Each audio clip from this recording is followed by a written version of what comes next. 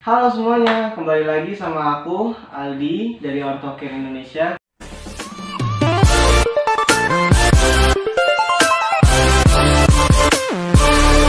Sekarang aku mau ngejelasin kalian tentang kaki, seperti yang aku bilang di part sebelumnya.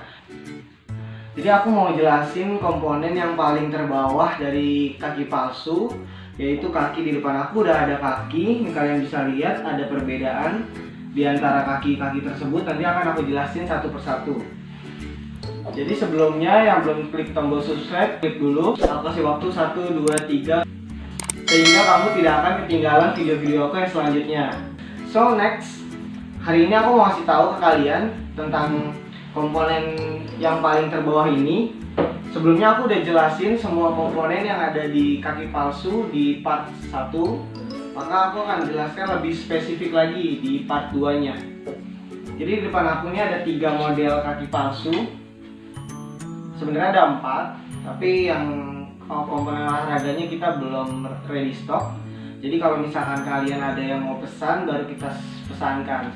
Bagi kalian mungkin yang baru mau pertama kali menggunakan kaki palsu atau sudah sering menggunakan kaki palsu tapi nggak tahu komponennya seperti apa, spesifikasinya itu seperti apa, dan kegunaannya untuk apa, jadi kalian simak ya video ini.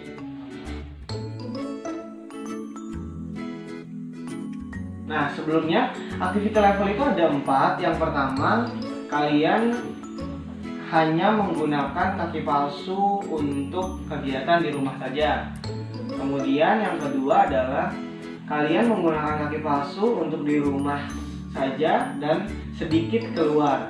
Dan kalau yang ketiga, level 3 itu kalian sering di luar atau pekerja-pekerja, atau kalian lebih banyak di luar daripada di rumah, dan kegiatan aktivitas kalian membutuhkan kaki palsu yang benar-benar siap untuk beradaptasi di segala medan di jalanan, seperti itu. Dan yang keempat adalah kaki palsu untuk atlet. Jadi kalau pelari-pelari itu biasanya aktivitas level 4, tapi tidak bisa digunakan untuk keseharian karena menurut saya kurang nyaman. Nah, lanjut masuk ke perbedaan footnya. Ini dia level 1 atau bisa dibilang such foot atau wood kill atau kaki kayu. Kakinya dari kayu di sini. Nah, ini di luarnya di cover sama karet gitu.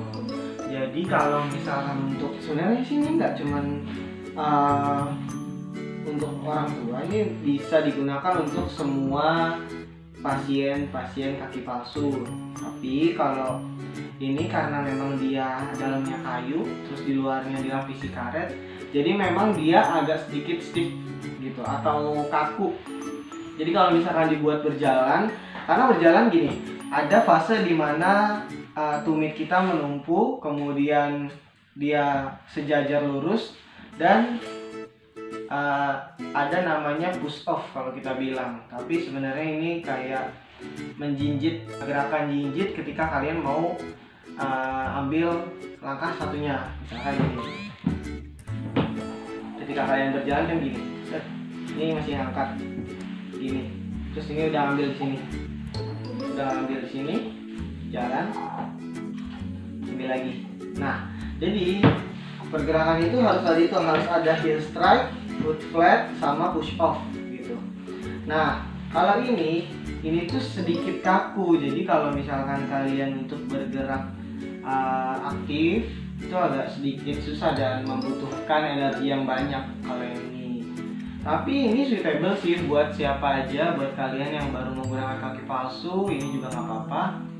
Jadi nanti seiring berjalannya waktu kalian bekerja menggunakan kaki palsu seadanya, nanti dilanjutkan lagi kalian bisa membeli kaki palsu dengan kaki spesifikasi yang lebih tinggi sehingga kalian merasakan kenyamanannya ketika menggunakan kaki palsu.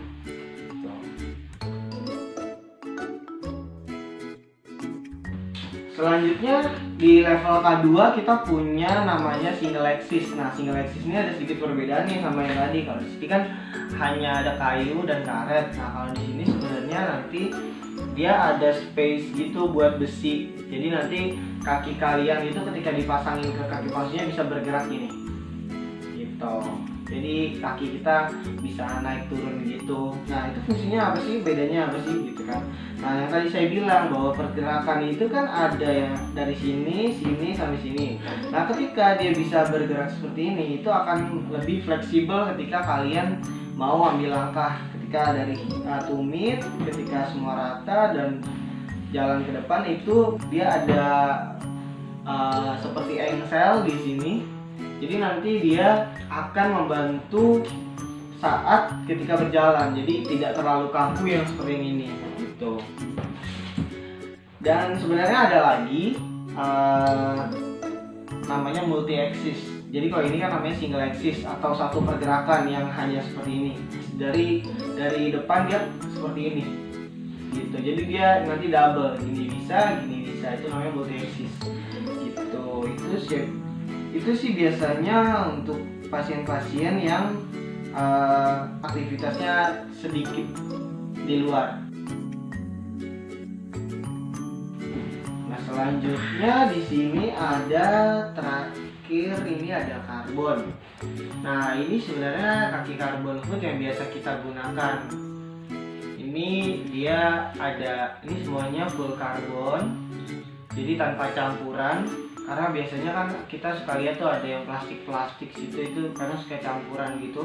Jadi kalau kita sini full karbon, kemudian di sini tuh ada dua. Ini kecuali ini sih plastik bantalan sini. Kalau ini kan plastik bantalan ya, jadi memang dia untuk peredam fungsinya.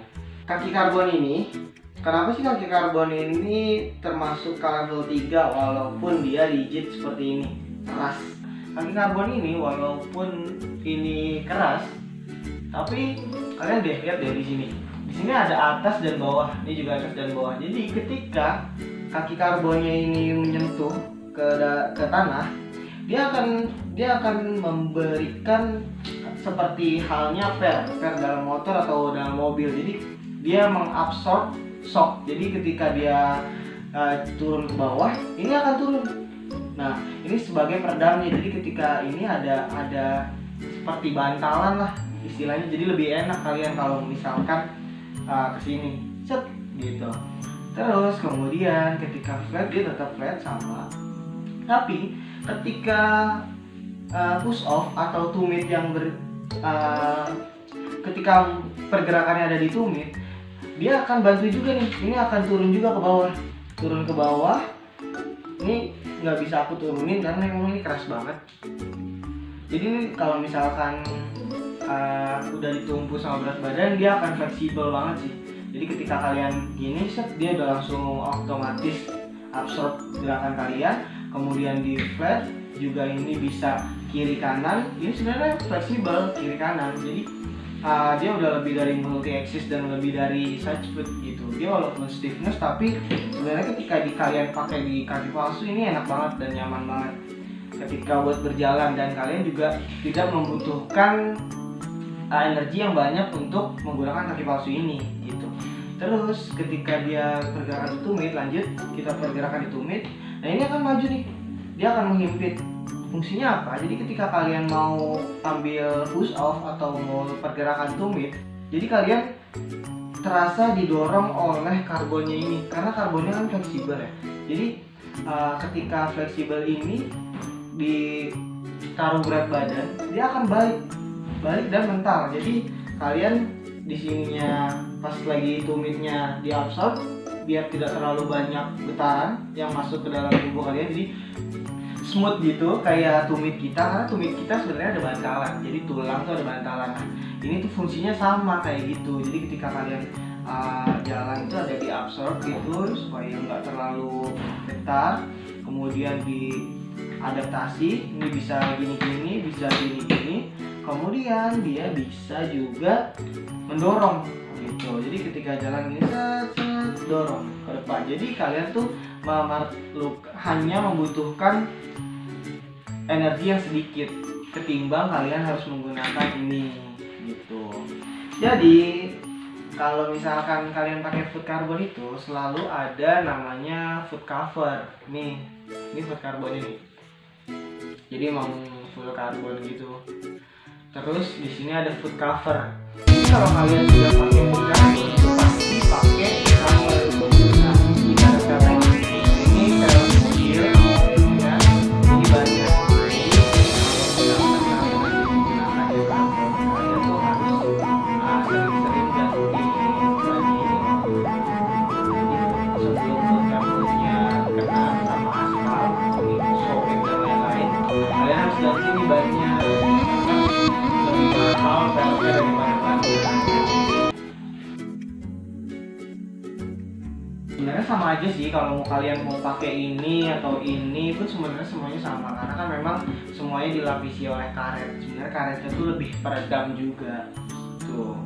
Dan kalau karet itu kan mudah dibentuk ya, jadi ini bisa diukir sesuai dengan kaki kalian gitu. Nah, fiturnya juga kalau misalkan kaki nggak karbon, dia rapet gitu loh jempol sama telunjuknya.